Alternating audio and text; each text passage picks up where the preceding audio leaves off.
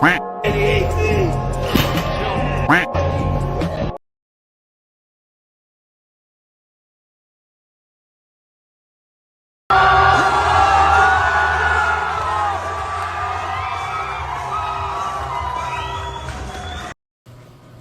I'm sure we've all seen videos like this where people are doing the splits, lifting the bar, foot off the ground, and it's a new world record.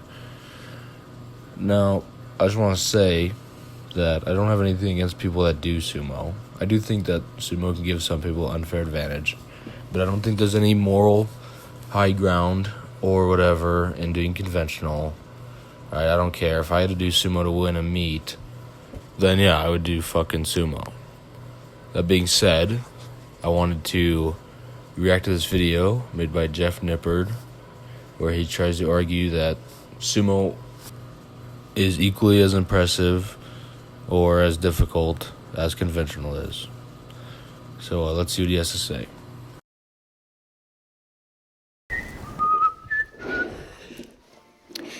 Is the sumo deadlift cheating? Now, when people say sumo is cheating, I don't think they mean it's literally cheating. Maybe a few people do, but according to the International Powerlifting Federation rulebook, there is no stance-width rule, and the sumo deadlift isn't cause for disqualification. So it's perfectly legal in the sport, and this is standard across virtually all powerlifting federations, both tested and untested. So that's not really the issue. Instead, what people really mean by cheating is that the sumo stance makes the lift easier compared to the conventional stance. It's a shortcut to lift more weight, perhaps more similar to doing a half rep or a 3/4 rep on the squat. So, to see if it is a cheat code for lifting more weight, let's take a look at some data from the IPF World Powerlifting Championships, where you have the best and most incentivized lifters in the world trying to deadlift as much weight as possible for both themselves and their respective countries. Lifters who used a sumo stance. If sumo really was a cheat code, why would the majority of lifters choose not to use it? For comparison, let's look at another technique that people also consider cheating, arching on the bench press. Notice how he shows this extreme, absurd arch when he talks about arch on bench press, but he's actually only referring to having any arch at all. So basically, if your lower back is not touching the bench, which it shouldn't be, then you have some amount of arch. So that's what he's saying, but what he shows is this video of this contortionist bench pressing. This really seems to help lifters move more weight. So what's the percentage of lifters who used some kind of arch at that same competition? Oh, it's all of them. 100% of lifters use some kind. The key part is some arch, not an absurd arch, which would be more like sumo. This is like saying that everyone deadlifted with their feet apart. So deadlifting with your feet apart is cheating. And nobody is genuinely arguing that having any arch at all, having any kind of arch at all, is cheating on bench press. People are arguing that having the extreme arch where you do 1 inch range of motion is, and it's the same thing for sumo. You know, if you have a pretty narrow sumo stance, where your feet are barely outside of your hands, whatever. But if you're doing the splits and you're barely lifting the bar off, then it's bullshit. Kind of arch on the bench press, because arching really does seem to help pretty much everyone lift more weight. But with sumo, it just isn't the same. Some lifters are a bit stronger with sumo, others are a bit stronger with conventional. But that isn't quite the full picture, because if we expand the data out, we do see a pretty clear trend. Looking over here at the second lightest weight class, we can see that about 75% of lifters pull sumo. And if we look at the super heavyweight class, it flips. Only 25% pull sumo and 75% pull conventional. So there's a pretty clear trend that as you get heavier, the worse sumo seems to work for you. Now, the female data isn't quite as clear. It's closer to 50-50 in the middle, but at the extremes, you once again do see that sumo is better for the lighter lifters and conventional is better for the heavier lifters. Now, there's a bunch of theories as to why this is the case. Most people say it's likely either a mobility issue or a skeleton thing. It's almost certainly a mobility thing.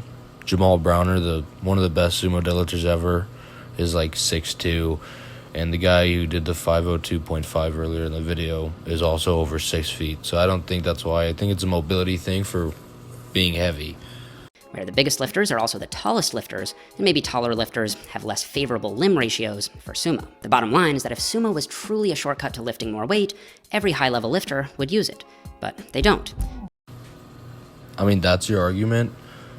I mean, again, extreme arches on bench press where people will do no range of motion is obviously easier than a close grip bench press. But Julius Maddox, the strongest bench presser in the world, does close grip. You know, again, sumo isn't better for everyone, but the people who have really good sumo leverages pull way more comparatively than people who have really good conventional leverages? It simply depends on the person and their individual leverages. Yeah, absolutely agree. But these people with the absurd leverages on sumo can do way more than people with good leverages on conventional. Okay, so what about range of motion? Surely taking a wider stance will reduce range of motion, which should be worse from a general muscle and strength standpoint, right? Well, I decided to measure this for myself. When I pull with a conventional stance, the bar moves 19 inches off the ground, and when I pull with a sumo stance, it moves 16 inches off the ground. I feel like this is very similar to the extreme arch argument that happened before when they were considering banning it, and now there are some greater restrictions. 3-inch difference on range of motion is a pretty big deal, but even then, he's still not one of those super wide deadlifters. I mean, he's really short, and he obviously has pretty bad leverages for conventional compared to sumo. But he really doesn't sumo that wide, not like these people doing the splits that I think more people are arguing against than him. And then Will Tennyson is basically doing the same. He's got a pretty wide conventional and a super narrow sumo. 1.5 inches shorter with sumo. In all, sumo meant about a 15% decrease in range of motion for me, and about a 7% decrease for that random tall dude. That's actually less of a difference than I was expecting. Still, there are a few things to point out here. First, shorter range of motion doesn't necessarily equal easier, because lifters can offset any small reduction in ROM with an increase in weight if it gives them a strength boost. For example, my sumo range of motion is 15% shorter, but I also lift about 15% more weight whenever I pull sumo. So my overall exertion, or RPE, ends up being about the same. Again, not everyone will see a strength boost by pulling sumo, but if you do, you simply adjust the weight to match relative intensity. We also need to consider which part of the range is being cut short when we pull sumo. I mean, he uses all this science bullshit, but a guy half Eddie Hall's weight pulled 502.5. So 2.5 kilos heavier, 5 pounds heavier than Eddie Hall's world record when Eddie Hall was double the weight. And he pulled it like a fucking foot off the ground.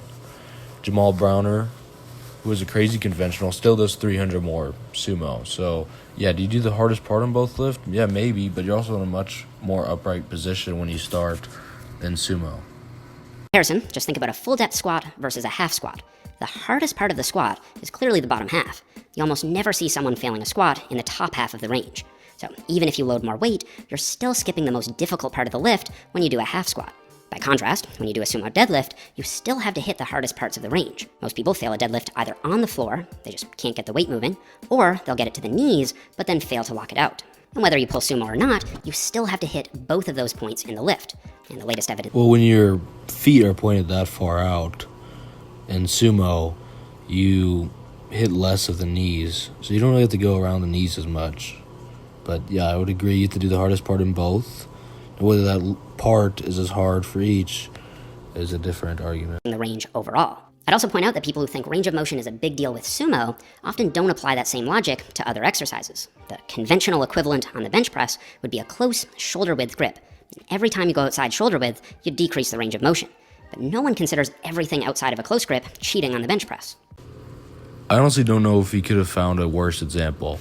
There are already grip width restrictions on bench press, and there always have been, and now there are range of motion restrictions.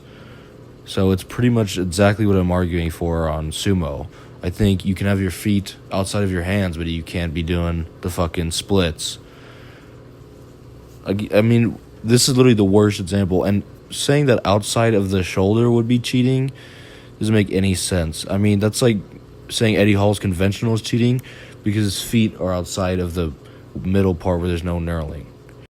Which is that there's a difference between the barbell's vertical range of motion and the range of motion at individual joints. For example, even though the barbell does travel slightly less distance with sumo, the knees actually go through a larger range of motion. With conventional, you can see that the knees are not nearly as bent in the starting position, and they don't go through a big range of motion at all. It's actually more similar to a half squat. But with sumo, the knee angle starts much deeper, and then there's a larger knee extension range of motion throughout the lift. This means that the quads do have to work a bit harder with sumo in order to overcome that extra demand. At the hips, it sort of flips, where you can see that the conventional lift does use more hip range of motion when viewed from this 2D perspective. However, the hips are quite a bit more complex than the knees because the knee is a simple hinge joint, whereas the hip is a ball and socket joint. This means it allows the leg to move in 3 dimensions. So when we analyze the biomechanical demands at the hip, we need to consider its actions in 3D. And this is exactly what this 3D kinematic study from Escamilla and colleagues did. And without getting too lost in the details, they essentially found that at no point in the range of motion was there a significant difference in hip extension demands between sumo and conventional. They were pretty much exactly the same at the hips. And this is probably why EMG research shows no difference in hamstring or glute activation between sumo and conventional. They're both the same. So, what is the difference between them? Well, there's two things. As we already said, the quads do have to work a bit harder with sumo, and then the spinal erectors that run up the back do have to work a bit harder with conventional. And I think this could be why some people perceive conventional as being harder subjectively. You are lifting with your back more, and there very well could be something about stressing the back slightly more that makes it feel harder than stressing the quads slightly. Feel harder? I don't know about that.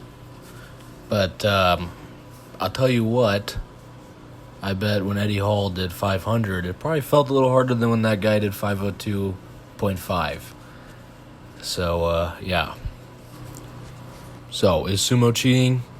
In the literal sense, no, it's not against the rules, so technically it's not. Does it give some people unfair advantage? I think so. World record deadlift.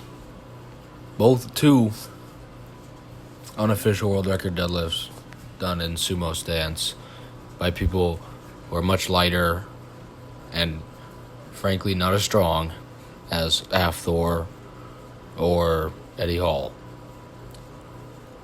So, seems pretty clear cut to me. Now, that being said, do I think sumo should be outright banned? No. I think just like bench, there should be a not grip, but I guess a leg with limit. Can you have your feet outside of your hands? Yeah, sure, but you can't be doing the splits, lifting the bar a foot. It makes powerlifting look bad. You know, same thing with the stupid, absurd arches.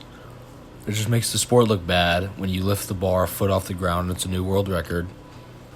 But yeah, I mean, I'm not hating on any of these guys doing sumo. You know, if I was better at sumo and I needed to do it to win a powerlifting meet, yeah, I would fucking do it, dude. Of course, we're all trying to win. All right, and you don't have a moral high ground if you do conventional. That's dumb. But I do think that some people, if you have good leverages for sumo, then you have a way bigger advantage than if you have good leverages for conventional. You know, Jamal Browner doing 500 kilograms at like 260 pounds. One guy doing 502.5 at like less than 300 pounds versus Eddie Hall at 450 and Hafthor at like 480, barely doing 500 and 501. You know, so. But let me know what you guys think in the comments. And if you like this video, please consider subscribing. See you guys next time.